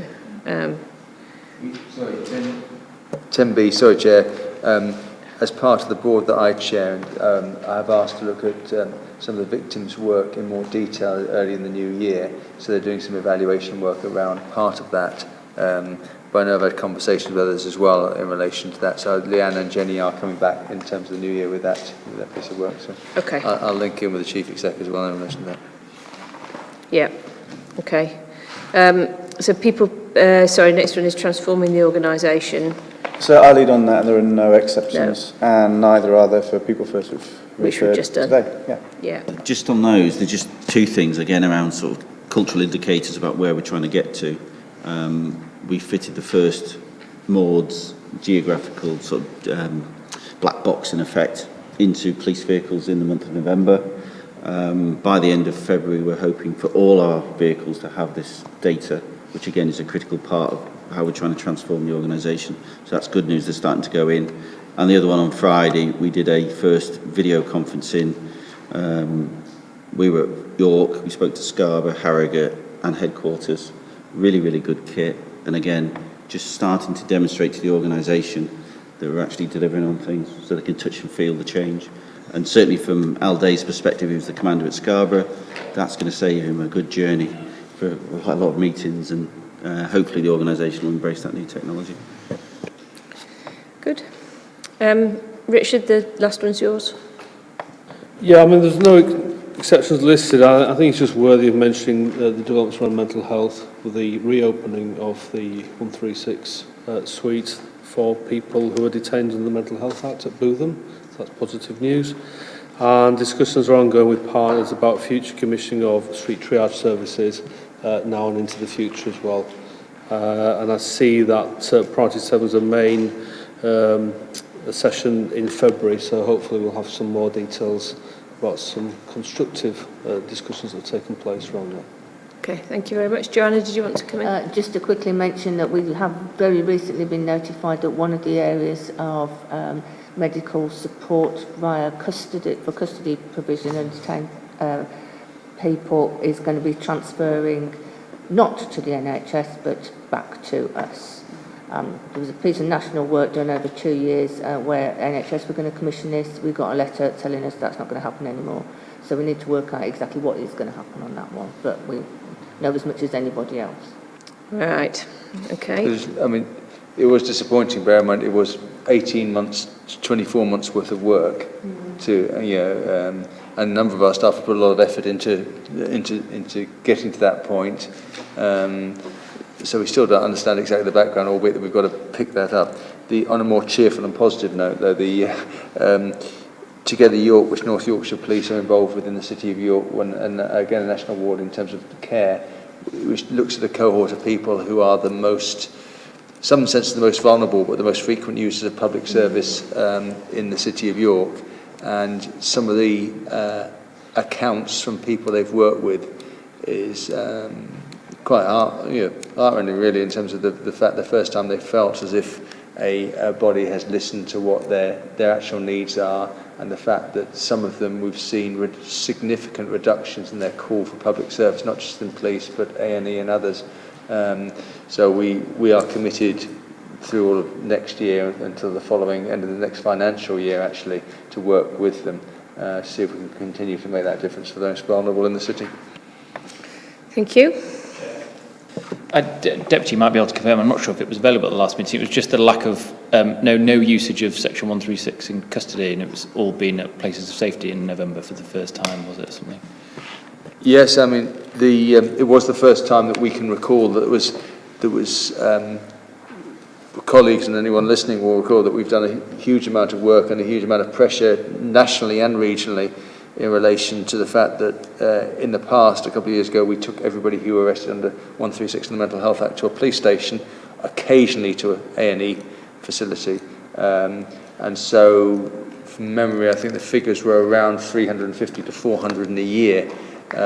So to get to, and you can divide that by 12 yourself, but if you get to a point now in November, we didn't take anybody. It's the right thing for those people because they're ill, and they should be treated as either in a suite or in an A&E unit. And so credit to those people involved in that. And as a result, as we know, the booth in 136 Suite is opened on the 16th.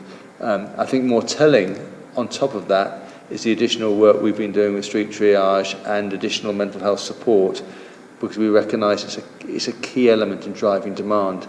And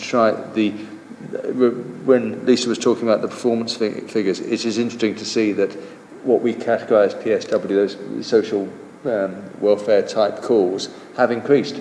So we are, and it is a big chunk of demand for the organisation.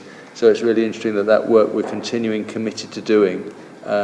I think it is very worthwhile from a moral and ethical point of view, but also to try and drive down demand and help us work in those areas which are perhaps more uniquely policing. But as I say, that's really positive news. Thank you. Just on the demand front, for public knowledge, it's estimated about 20 to 40% of police work is spent dealing with people with mental health issues, so it is a big part of policing. Okay, thank you very much. Simon, have we had any questions? Well, we have had one comment that you might want to consider. Okay, so...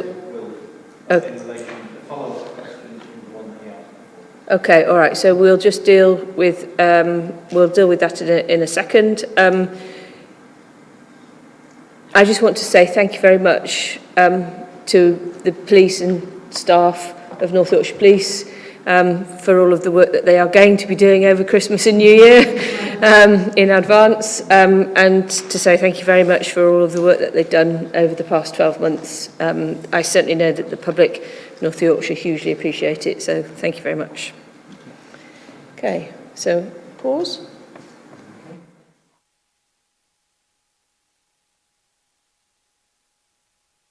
Hold on. So, this launch today really focuses on trying to encourage people to come forward if they've been a victim of domestic abuse.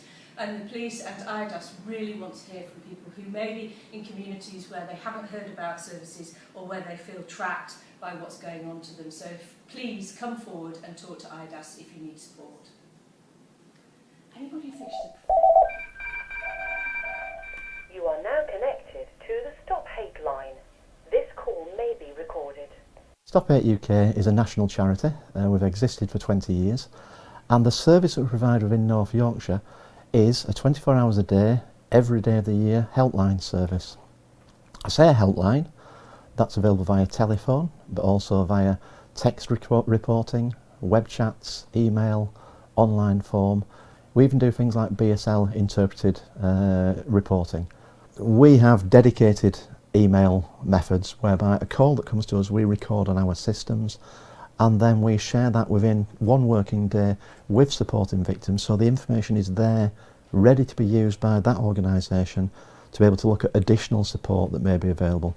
Many people report things like cyberbullying, people who are subject to abuse via Facebook, via Twitter. People using the technology that's available today can take screenshots of those types of incidents, and they can send that to us along with the conversation they have with us. So not only do we get the victim's views, we also get some of that physical evidence that we can then share with North Yorkshire Police as an example, so that they can use that as part of the investigation to stop the incidents happening. We don't offer counselling, we offer practical advice, support, guidance. The main thing is allowing people of a range of different diversities, so young people, people from different communities, people from the LGBT communities, to talk about the things that are impacting them in a way that is appropriate to them. So some people will want the voice to be heard, we can do that via text reporting. Some people will want a physical conversation with people, and we can keep all of those different ways of people talking to us about the things that are hurting their lives and about the options they have to stop some of those things happening.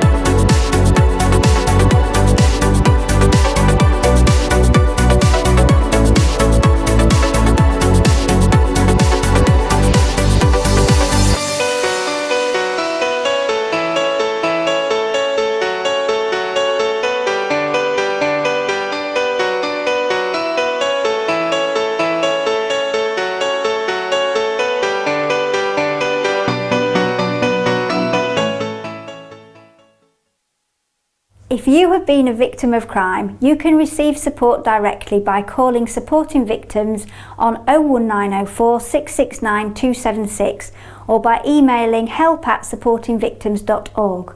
The team will discuss your individual needs and requirements with you and provide you access to a range of services in order to help you cope and recover from the impact of crime.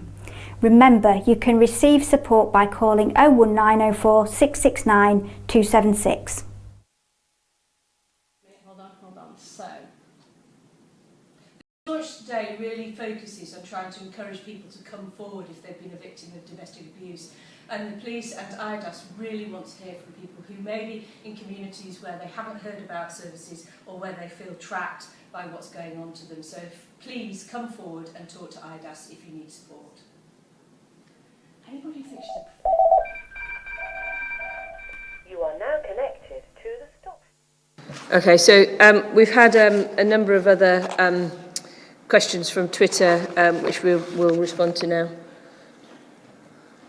Yeah, there's been several tweets in relation to a particular issue that obviously we will be taking forward as we normally would do with any complaints. I don't know if the Deputy, as the professional lead, wants to say anything else.